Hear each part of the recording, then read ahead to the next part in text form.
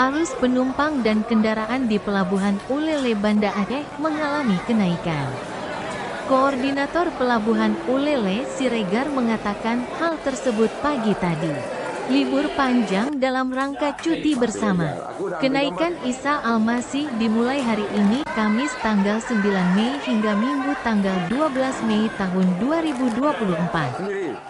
Siregar mengatakan momentum libur panjang hari ini dan besok berpotensi mendorong pergerakan masyarakat ke Sabang.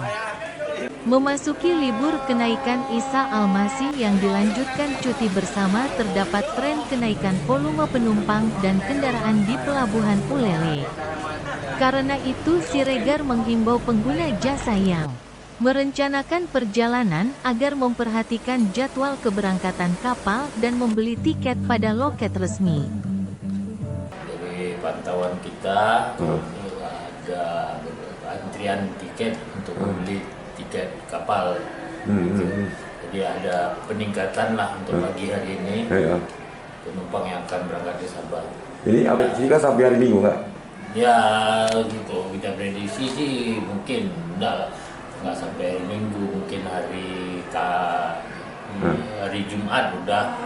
Dari Minggu orang sudah balik dari Sabang berarti, karena hari Seninnya sudah beraktivitas seperti biasa.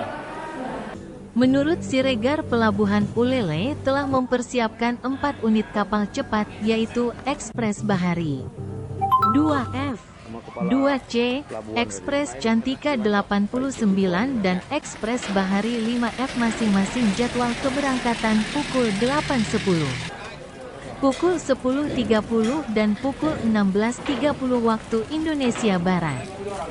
Sementara kapal feri 2 unit yaitu BRR dan Aceh Hebat 2 masing-masing berangkat pukul 8, pukul 11, pukul 14 dan pukul 17 waktu Indonesia Barat.